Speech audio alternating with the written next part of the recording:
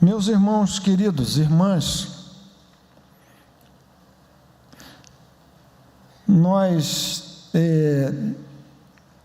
andamos aqui do púlpito falando sobre Tiago. Eu tive a oportunidade de falar 2 vezes sobre esse texto, e numa bendita coincidência, domingo passado, o pastor Antônio Carlos falou também sobre Tiago, lá no capítulo 4, uma mensagem inesquecível para todos nós, certamente.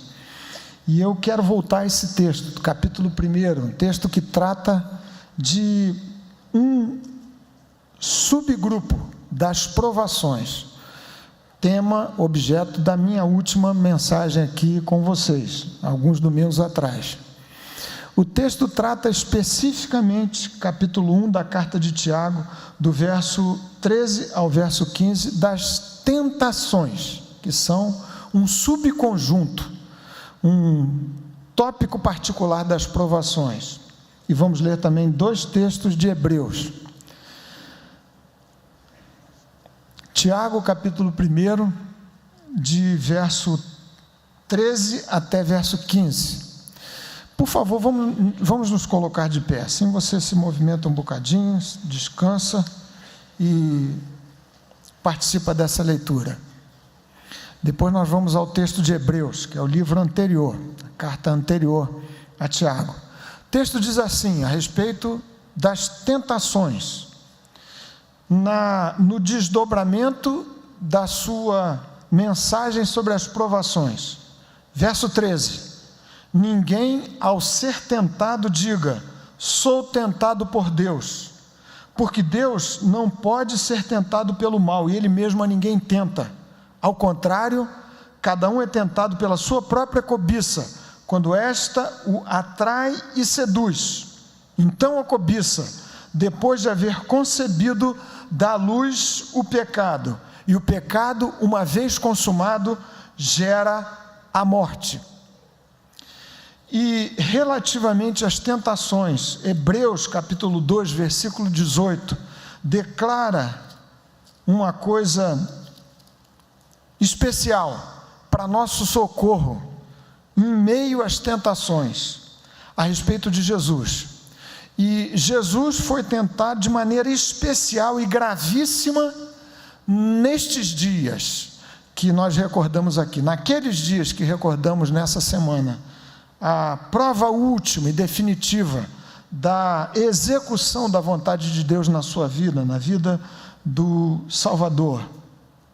Verso 18 do capítulo 2 da carta aos Hebreus: pois naquilo que ele mesmo, referência a Cristo, sofreu, tendo sido tentado, é poderoso para socorrer os que são tentados.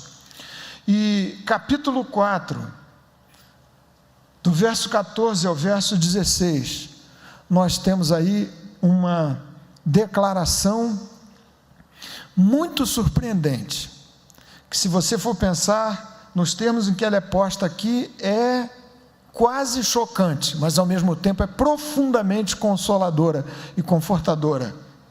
Tendo, pois, verso 14 do capítulo 4 da carta aos Hebreus, a Jesus, o Filho de Deus, como grande sumo sacerdote que penetrou os céus, conservemos firmes a nossa confissão, porque não temos sumo sacerdote que não possa compadecer-se das nossas fraquezas. E aí vem a declaração chocante: antes foi ele, Jesus, tentado em todas as coisas, à nossa semelhança, mas sem pecado.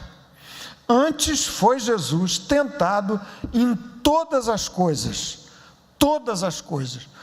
todo tipo de tentação que passa pela sua cabeça, pelo seu coração, que acomete a mim e a sua vida, acometeram a Jesus. Tentado em todas as coisas, à nossa semelhança, mas sem pecado. Acheguemo-nos, portanto, e aí vem o consolo maravilhoso, que essa identificação com o que se passou com Jesus traz para o meu coração. Acheguemo-nos, portanto, confiadamente junto ao trono da graça, a fim de recebermos misericórdia e acharmos graça para socorro em ocasião oportuna. é a palavra bendita, inspirada, incomparável palavra de Deus. Que ela nos abençoe nessa hora. Você pode se assentar.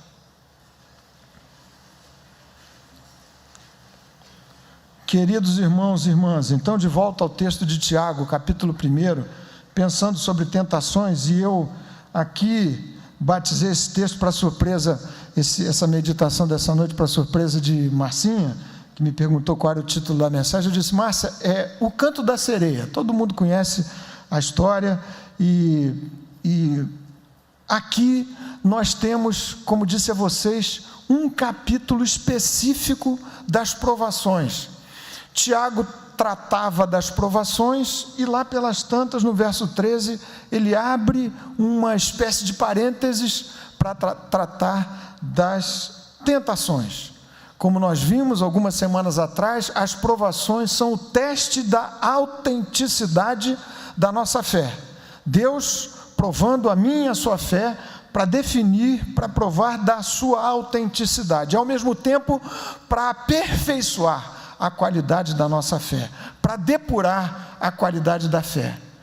E as tentações são um subconjunto que eventualmente a gente pode dizer é o efeito nocivo das provações, dependendo da maneira como você as enfrentar.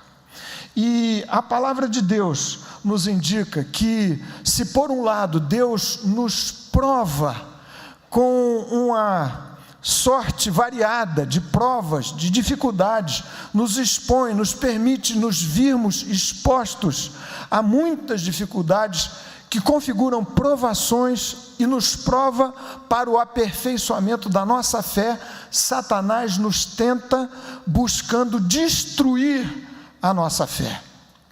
As tentações são, portanto, como alguém já as definiu, momentos muito decisivos e altamente perigosos, em que uma alternativa ou algumas alternativas à vontade de Deus são postas diante de você, parecendo o caminho mais fácil, a solução mais plausível, eventualmente a solução mais atraente e muitas vezes irresistivelmente sedutora.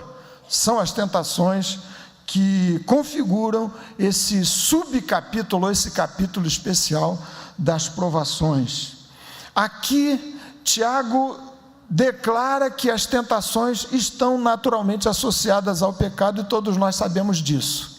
Mas quando a gente fala de pecado, é possível que na sua cabeça ocorram algumas situações mais grotescas. Quem sabe você pode pensar nos pecados, nos grandes crimes de roubo, de homicídios, nas coisas que têm enchido as páginas de jornais, nos pecados sexuais, falando das tentações. Quem sabe muita gente pensando, isso trata das questões sexuais, sem dúvida, também delas. Mas o livro de Tiago, a carta de Tiago é vasta ao definir e ao ilustrar a questão das tentações e do pecado. Por exemplo, Tiago, no próprio capítulo 1, trata da questão do lidar com dinheiro, como sendo foco de gravíssimas tentações que eventualmente se desdobram em pecado. No capítulo 2, ele trata de alguma coisa talvez muito mais sutil. No meio da igreja, o tratamento via acepção de pessoas, gente que acaba se tratando de maneira diferenciada dependendo do bolso, do tamanho do bolso, das aparências, das classes sociais. Ele trata no capítulo 3 da sua carta dos pecados e das tentações associadas às palavras, o mau uso das palavras, o uso da língua como sendo um elemento, um foco, um alvo constante, quase que permanente, de graves e tremendas tentações a nos assolarem a vida, e tantas coisas mais. Quem sabe ainda Tiago se referindo ao obreiro cristão, como vários de nós, quem sabe todos nós aqui, que no final das contas trabalha esperando em última instância o elogio, a aprovação de alguns tantos que estão à sua volta a contemplar-lhe as próprias obras. Tentações associadas ao profissional cristão bem-sucedido, que lá pelas tantas se vê às voltas com o germe do orgulho no seu próprio coração, como se ele tivesse, por seu próprio esforço e valor, sem a intervenção milagrosa de Deus, chegado onde chegou. Tentações associadas, no final das contas, como vimos no capítulo 4 de Tiago, ao desgoverno da vida do ponto de vista do senhorio de Cristo. Você sendo tentado a dirigir sua vida por sua própria conta e risco, sem se submeter ao governo de Jesus como Senhor soberano da sua vida. Enfim, o que o texto trata é de pecado no seu sentido mais largo, mais amplo, mais lato. E Tiago passa a descrever como num processo de gravidez, de gestação, que vai crescendo, o pecado é gerado na nossa vida e no nosso coração. A propósito, isso foi citado aqui pelo Antônio Carlos no domingo passado, lembrando que o episódio que mais marcou esses últimos dias, nas páginas de jornais, uma coisa tremendamente chocante, que ainda não desocupou as primeiras páginas dos jornais, foi aquele episódio terrível lá nos Alpes, com aquele piloto suicida, levando junto consigo 149 pessoas. Luiz Fernando Veríssimo escreveu no Globo sobre esse aspecto o seguinte, e eu extraí aqui alguma coisa que tem a ver com o que a gente está refletindo. Ele disse no seu artigo: ninguém está livre de tentações absurdas, de subitamente surpreender a si mesmo com um ato inexplicável ou ceder à sedução do abismo. Uma pessoa normal, e ele coloca normal entre duas grandes aspas, seja isso que for, resiste às tentações. O ato doido imaginado nunca passa disso, imaginação. Ou então seu mergulho no abismo é um gesto solitário, sem efeitos colaterais. E prossegue tratando desse ato insano que ceifou tantas vidas ali na França.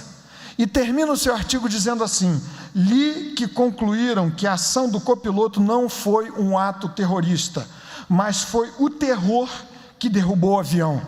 O terror de que qualquer um é capaz à beira do seu abismo, mesmo pessoas normais, com ou sem aspas. Numa espécie de contradição ao que ele havia declarado que pessoas normais resistem à tentação, ele acaba por concluir como Tiago: todos, absolutamente todos, estamos expostos a um desatino de não resistirmos às tentações. E se as provas, como a gente havia visto anteriormente, não poupam nenhum de nós, crentes em Jesus, por mais crente que você seja, por mais afinado que sua vida esteja com os caminhos de Deus, da mesma forma as tentações não nos poupam, a nenhum de nós. Elas não pouparam a Jesus, o nosso bendito Salvador. Nós acabamos de ler, ele foi tentado à nossa semelhança em todas as coisas, porém sem pecado. O que é que o texto diz sobre as tentações que acabam resultando no pecado? Interessante, veja comigo o verso 14. Ao contrário, cada um é tentado pela sua própria cobiça, e segue-se a descrição de um processo de concepção que resulta numa gravidez, que acaba gerando um filho indesejado. Diz ele, o pecado nasce de um processo, ele não acontece do nada. Quando eu me vejo às voltas com a tentação, a que não posso resistir por alguma razão, e o pecado acaba sendo gerado, isso não aconteceu do nada.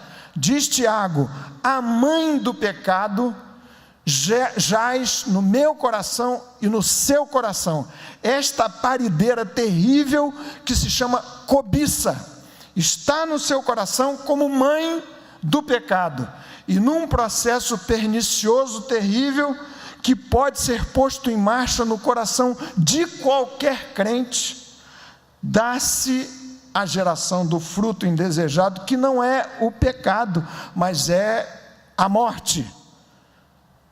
A cobiça como sendo a mãe do pecado e a morte como sendo o resultado final, completamente indesejado dessa terrível gravidez que acaba sendo e configurando o processo do pecado.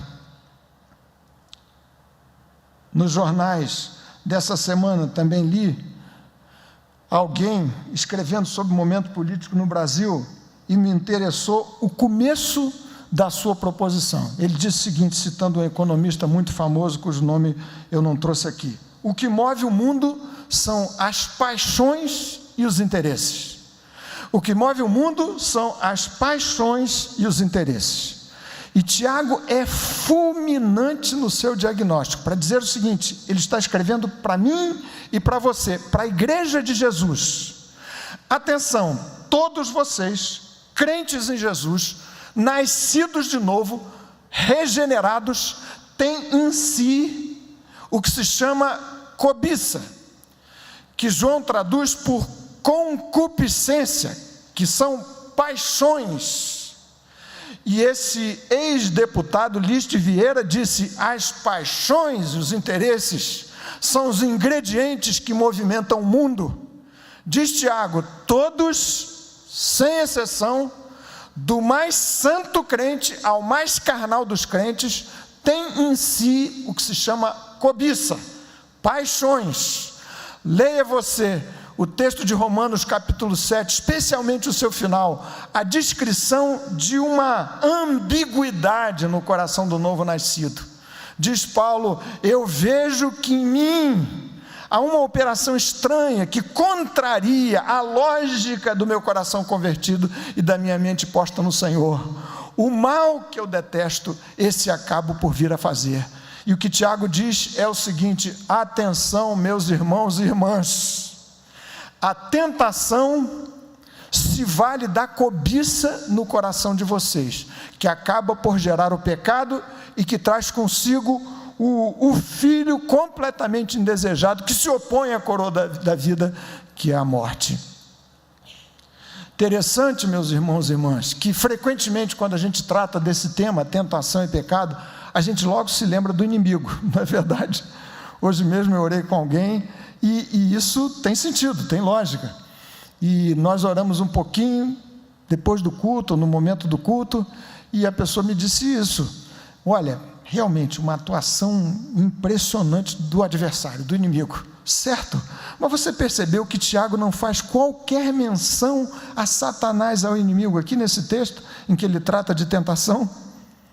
Ele vai ao ponto para dizer o seguinte: olha, é verdade, o pecado e a morte acabam sendo gerados por conta de uma correspondência ou de elementos complementares que são um coração profundamente corrupto, um mundo contaminado e decaído, a respeito do qual ele fez menção no capítulo 1 mesmo, e um inimigo tremendamente ardiloso ao qual nós precisamos resistir. Ele cita o inimigo mais de uma vez na sua própria carta.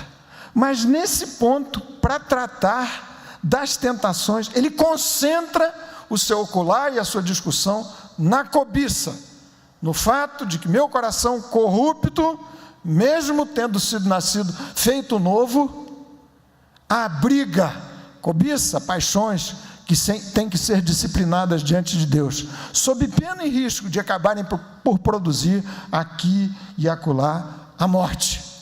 E Tiago usa dois termos fortíssimos para dizer como é que esse processo é posto em marcha: a cobiça no coração mesmo do crente mais santo o atrai e seduz.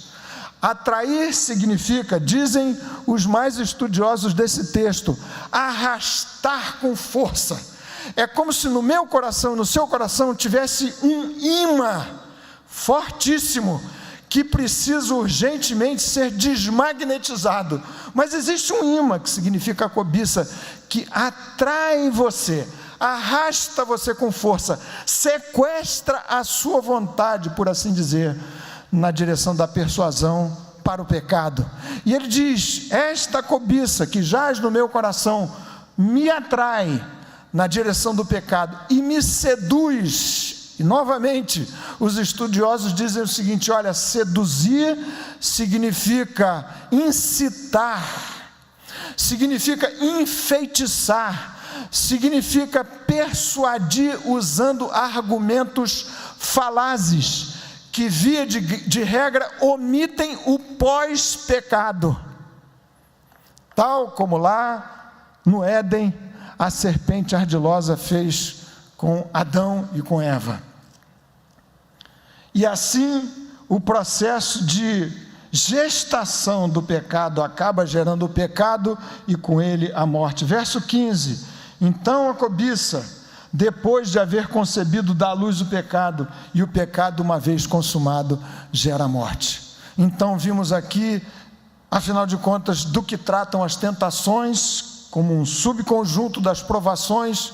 Vimos que a tentação evolui como um processo de gestação no coração do próprio crente, mesmo do homem de Deus, mesmo da mulher de Deus, como uma espécie de pescaria indesejada, em que o peixe ingênuo é fisgado com o anzol e tirado para fora da água até a morte. Esse processo precisa ser interrompido, abortado, antes que a morte acabe como o resultado indesejado desse processo.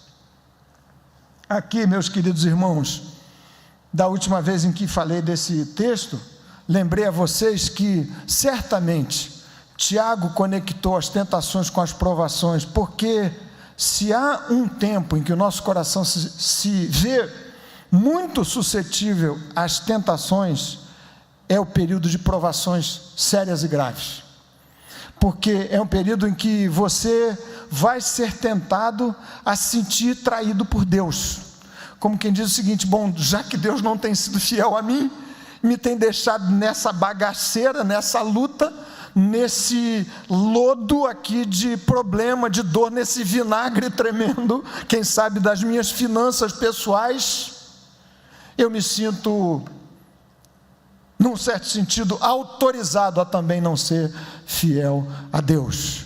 Mas não é só nessas situações de provações que o nosso coração, que a nossa alma, num certo sentido, dá combustível às tentações na nossa vida. O oposto também ocorre. E a palavra de Deus declara que assim acontece. Gente de Deus que vive em ambiente de alta prosperidade, grandes bênçãos, que lhes têm vindo dos céus. Alta prosperidade, sendo o momento para você cuidar no seu coração quanto a essa mãe parideira do fruto indesejável do processo da cobiça no seu coração, que é o pecado e a morte. Tempos de prosperidade, a respeito do qual Provérbios capítulo 30 trata.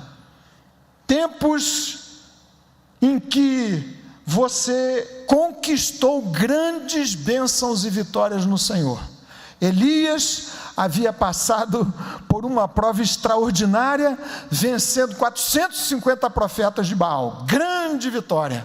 Seu coração suscetível, talvez por conta da exaustão emocional daquele conflito espiritual, super suscetível às tentações. E assim acontece nas nossas vidas.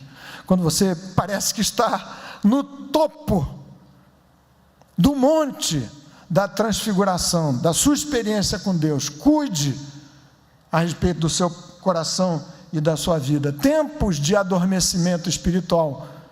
Apocalipse capítulo 3 versículo 2, a carta à igreja de Sardes: tens nome de que vives e estás morta, diz o Espírito Santo àquela igreja.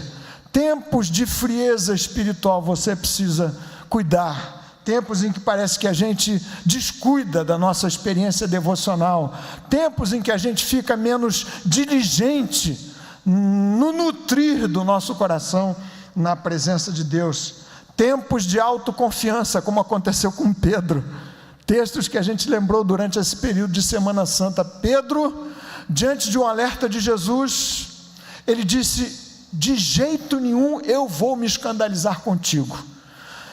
Os outros podem se escandalizar, mas eu nunca te negarei. Super autoconfiante Pedro, muito suscetível às tentações, combustível para a alma nos tempos de tentação. Agora, meus irmãos e irmãs, o que é que se pode dizer a respeito da forma como podemos e devemos resistir às tentações, que acabam, se não resistidas adequadamente, gerando o pecado e com ele a morte? Duas coisas que eu gostaria que você procurasse guardar, e nós vamos orar já, logo em seguida. Duas coisas que a palavra de Deus nos diz, entre tantas outras. Em primeiro lugar, você, para ser um vencedor diante das tentações, tenham elas a cara que tiverem, você precisa ir à causa essencial. Você precisa tratar da causa raiz das tentações. Ir direto ao ponto. A cobiça no meu coração e no seu coração. Você não pode tratar com paliativos. Você não pode tratar nos sintomas. É por isso que Jesus, falando a um grupo, Marcos capítulo 7, disse o seguinte: é do coração dos homens que procedem os maus desígnios, os homicídios, os adultérios. Precisamos tratar do coração. É por isso que não se pode pensar em resistência às tentações, que não se pode pensar em vitória na direção da santidade, na forma da obediência a um conjunto de prescrições de comportamento, ainda que possa haver valor em determinado tipo de postura e de comportamento. É o que Paulo diz, escrevendo aos Colossenses capítulo 2, ele diz: estas coisas cerimoniais, regras para você viver supostamente em santidade, não tem valor algum contra a sensualidade. Ele tratava disso na sua carta aos Colossenses. Tem aparência de santidade, mas não tem poder algum para fazer vocês prevalecerem diante das tentações.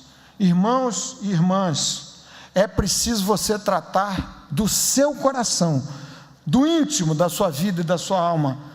Tiago diz assim no verso 14, no verso 13: ninguém ao ser tentado diga, de Deus sou tentado. Ir direto ao ponto significa você assumir a sua própria responsabilidade nessa questão.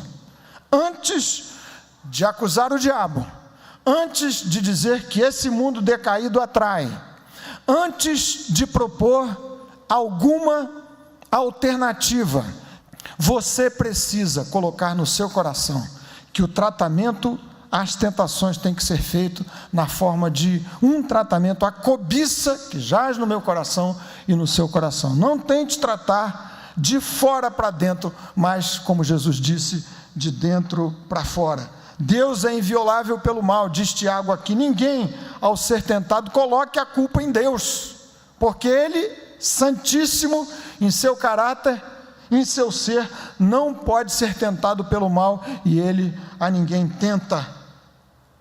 Eu nasci desse jeito, meu temperamento é assim, estourado mesmo. Ou por outro lado, eu tenho essas características físicas, se Deus me tivesse feito de outra maneira, eu teria uma autoestima menor ou maior, coisas assim. Se Deus não me tivesse colocado nessa posição, eu não teria sido tentado a fazer o que fiz. Tantas desculpas, inúmeras desculpas que a gente faz. Você já parou para pensar num testezinho simples para identificar como é que o nosso coração é cheio dessa ambiguidade? Eu vou até me arriscar a fazer esse teste aqui com vocês. Vocês estão aqui num ambiente bem informal, a gente pode fazer o teste. Qual é o seu impulso quando você vem dirigindo? Hoje, por exemplo, a gente pegou um trânsito terrível aqui na vinda lá da região oceânica para cá. Mas conta para mim aqui, e eu tenho certeza que a gente vai fazer um pacto de confidencialidade aqui nesse exercício. Ninguém vai falar para ninguém quem é que vai responder de um lado ou de outro. Você vem dirigindo. Você sabe que quando o sinal fica vermelho, você tem que parar. Mas quando o sinal amarela, qual é o seu impulso? Acelerar ou frear? Quem acelera? Tem alguns que devem ter feito muito treinamento de direção defensiva, são mais cautelosos, dirigem mais devagar, mais prudentes e, surpreendentemente, tem um impulso mais preventivo de frear. Mas, de modo geral, o nosso impulso é acelerar, para eu ganhar alguns minutos, quem sabe alguns segundos, e arriscando eventualmente algumas coisas, né? Isso para não falar da nossa querida garotada, e eu sei que há vários adultos também, e aqui me permitam uma pastoralzinha, falar no celular dirigindo, text message, WhatsApp, enquanto você dirige, meu irmão, minha irmã, é porque você não está tratando da causa básica, você não entendeu o que se passa no seu coração, os riscos a que você se expõe e expõe aos outros. Você precisa assumir a sua própria responsabilidade nessa questão. Você precisa desconfiar o tempo todo da sua capacidade de resistir. Você precisa, num certo sentido, conhecer bem quem você é, entender o que Jeremias diz no capítulo 17 da sua profecia: enganoso é o coração e desesperadamente corrupto. Quem o conhecerá? Quem o conhecerá? E aceitar o fato de que você e eu, nós somos super tendentes a nos metermos em todo tipo de encrenca. Não subestime a sua própria capacidade de se meter em confusão, do ponto de vista das tentações e da sua própria vida com Deus. Conhecer seu coração. As tentações, via de regra, acabam por explorar o seu jeito de ser, a sua personalidade, o seu temperamento, o histórico da sua vida, as suas tendências naturais. E nesse sentido, ainda que as tentações não nos poupem a nenhum de nós, elas vêm com caras diferentes, dependendo daquele a quem Satanás, enfim, quer fazer de vítima. Isso vale o mesmo raciocínio quando a gente pensa, por exemplo, nas dietas. Eu sei que aqui entre nós, gente que não suporta cebola. Se você convidar o pastor Vanderlei para almoçar na sua casa, fica aqui a sugestão, né, Vande? Acho que ele vai gostar da ideia. Você pode fazer tudo, mas não pode ter bife acebolado, porque Vande não pode ter soufflé de cebola, que a gente comeu gostosamente lá no almoço de casa hoje, viu, Vande? Não funciona, não funciona. Tem gente aqui que é intolerante a chocolate. Vocês já conheceram alguém intolerante a chocolate? É um cidadão quase anormal, com todo o respeito a quem manifesta algum tipo de intolerância a chocolate. Você tem o seu jeito. Esses dias a internet bombou aí divulgando um negócio muito interessante, que era uma discussão que congestionou as redes sociais para se descobrir se a cor do vestido era preta e azul ou dourado e cinza, alguma coisa assim. Vocês viram esse teste? Não é? Lá em casa foi uma polêmica enorme, e até que a gente abortou a discussão, como quem disse: gente, a gente tem mais o que fazer, vamos trabalhar, vamos produzir e parar de discutir. Você é diferente do que eu sou, e nesse sentido, você precisa se conhecer, saber das suas fraquezas, dos seus pontos mais vulneráveis, mais suscetíveis aos seus flancos, no seu coração, na sua mente, na sua vida, que podem ser aproveitados no tempo das tentações. Me permitam aqui segredar outra coisa para vocês. Me lembrei nessa hora de uma vizinha nossa, já não é mais vizinha, por isso eu posso contar. Uma menina de 4, 5, 6 anos de idade, vizinha, muro colado ali no nosso condomínio Green Park, e uma vez eu regava lá o jardim da nossa casa, e a menininha veio, se colocou assim junto de mim, viu aquele cidadão regando as plantas e perguntou: você gosta de plantas? Eu falei: gosto, estou cuidando aqui das plantinhas e tudo. E ela, da maneira mais cândida, ingênua possível, disse assim: mamãe gosta mais é de dinheiro. Aí eu fiquei pensando, essa garotinha ouviu poucas e boas discussões lá na casa dela, certamente a mãe reclamando do marido, alguma coisa do gênero. Pois é, alguns gostam mais de dinheiro, outros gostam mais de plantinhas, enfim, nós somos muito diferentes. E é por isso que esse caminho prescrito da santidade vinha um conjunto obsessivo a ser obedecido de maneira repressora e obsessiva, não livre de regras, nunca funciona. É caminho curto para o legalismo e para a hipocrisia. Se por outra razão não fosse, porque ele não vai à raiz do coração, da cobiça, nós somos muito diferentes. Para alguns, determinado tipo de comportamento tem que ser abolido do cardápio da sua vida. Para outros, nem tanto. É o que Paulo diz: uns comem carne, outros legumes. O que coma, não despreze o que não come. E o que não come, não julgue o que come. Você precisa se conhecer. Você não deve se expor. Isso é atacar a causa básica da cobiça no seu coração. Você não deve se expor desnecessariamente aos ambientes, às questões, às ideias, às conversações que acabem por nutrir no seu coração essa mãe perversa que você deve matar de inanição no seu coração, que se chama cobiça.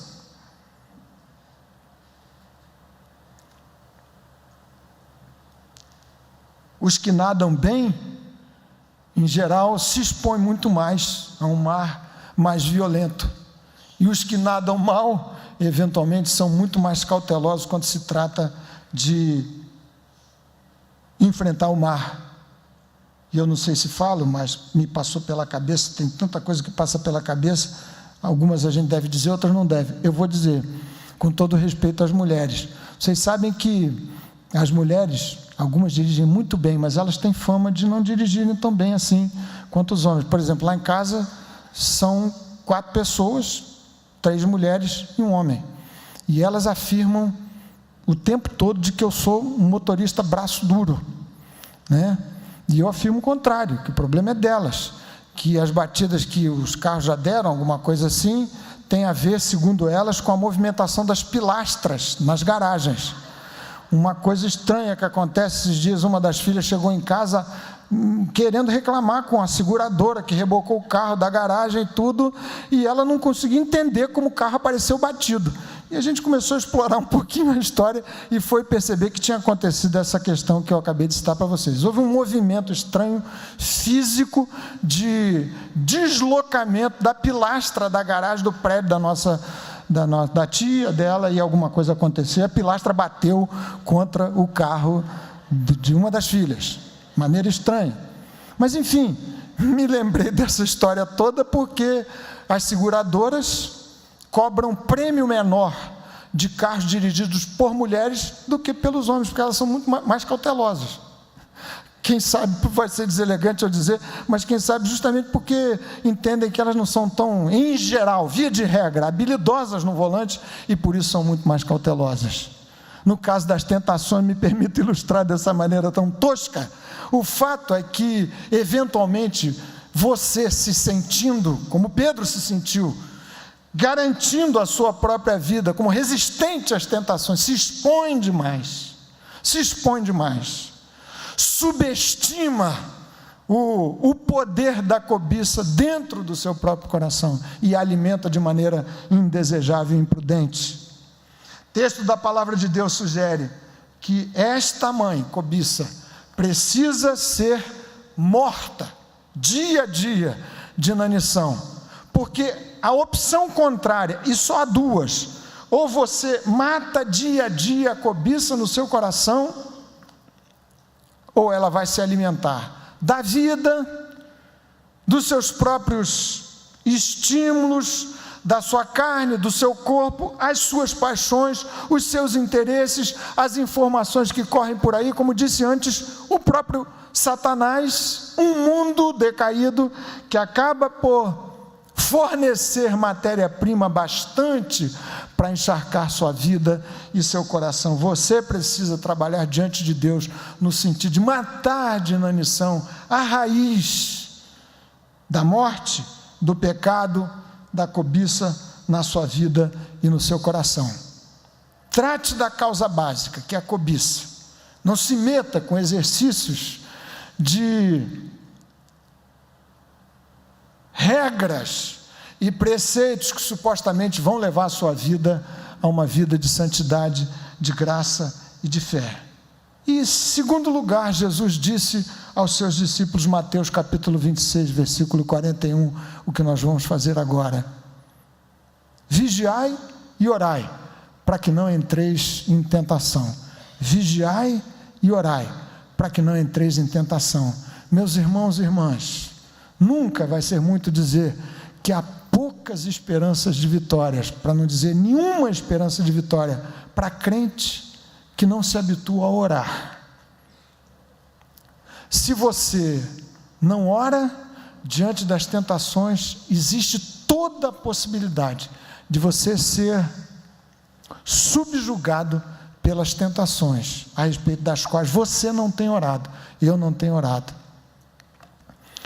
Torno a dizer, o espectro do pecado, tratado aqui nessa carta de Tiago, é muito amplo.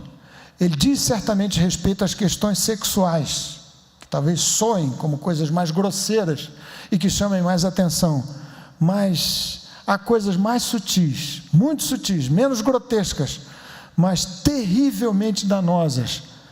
E, enfim, em última instância, a tentativa sua e minha, que me soa o tempo todo como uma tentativa, uma opção viável e sedutora, de eu mesmo tomar as rédeas da minha vida e conduzi-la sem a anuência de Deus, sem consultar o Senhor. E se você me disser assim, bom, mas a graça, 1 Coríntios capítulo 10, versículo 12, para o que se vê as voltas com a tentação. Mas você me diz, mas agora já passou o tempo, não resisti, já aconteceu alguma situação indesejável, a palavra já saiu da minha boca, o estrago já está feito. A mesma graça que preciso buscar dia a dia, hora a hora, para vencer as tentações, tenham elas a dimensão, a natureza, o escopo, o tamanho que tiverem, é a graça suficiente para recuperar o pecador que caiu diante das tentações. E é nesse sentido que eu gostaria de orar com vocês agora, pedindo que o Espírito do Senhor reforce no meu coração, no seu coração, as suas defesas. Graça, graça, graça, graça o tempo todo, que mate o germe da cobiça, das paixões incontroladas na minha vida e na sua vida, de modo que a gente cada vez mais ame a Jesus, desmagnetize o seu coração pela palavra de Deus, alimente a sua vida com essa bênção dos insumos que vem do Senhor, da sua palavra, do seu trono da graça. O Senhor foi tentado à nossa semelhança em todas as coisas, e o clímax da tentação de Jesus deu-se na cruz do Calvário. Jesus o tempo todo sendo instado a percorrer um caminho diferente do caminho da cruz. Resistiu, venceu, e porque venceu, e porque ressuscitou ao terceiro dia, é poderoso para socorrer os que são tentados, aqueles como eu e você, que desejam viver vitoriosamente diante das tentações. Vamos orar, meus irmãos e irmãs, nessa noite. Coloque o seu coração diante de Deus, feche os seus olhos. Se você quiser, você pode se ajoelhar aí no seu lugarzinho. Você sabe o que tem que se passar na sua vida. Se as circunstâncias são algumas daquelas que eu mencionei, tempos de dificílimas provações, em que as tentações parece que recebem um combustível extra. Quem sabe pelo outro lado, tempo de muita prosperidade, e você corre o risco de se esquecer de que é Deus quem tem colocado vento a favor nesse sentido na sua vida.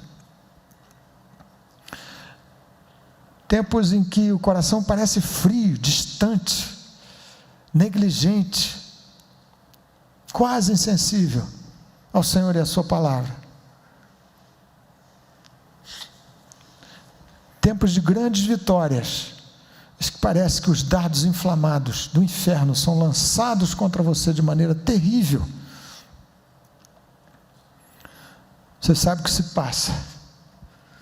Seu temperamento, sua maneira de ser, a história que você traz consigo, que pesa e que abre flancos perigosos na sua vida.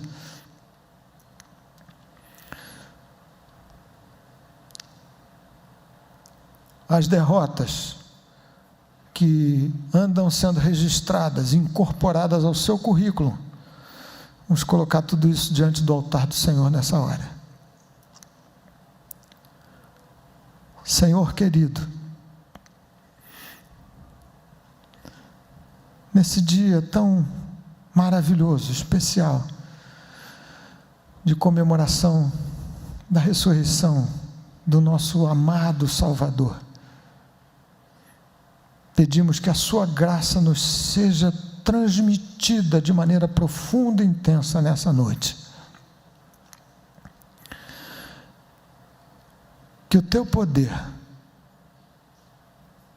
trabalhe contra a cobiça no nosso próprio coração e os nossos mais caros desejos e os nossos ideais mais intensamente perseguidos e os nossos maiores amores e as nossas maiores paixões tenham o Senhor e o seu reino como foco, como prioridade, como alvo supremo da nossa vida.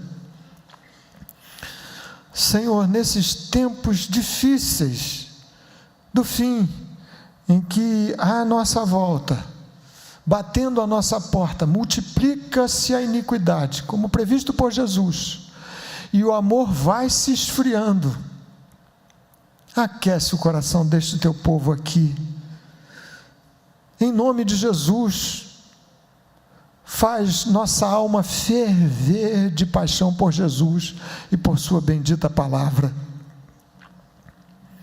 Trata conosco, ó Deus, trabalha por teu Espírito, purifica-nos, Senhor Jesus.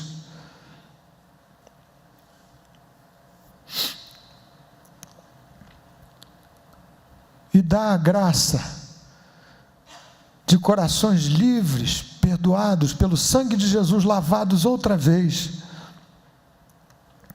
vivendo a bênção da liberdade na tua presença. Pedimos assim com gratidão, com louvor, com muita alegria, em nome de Jesus. Amém.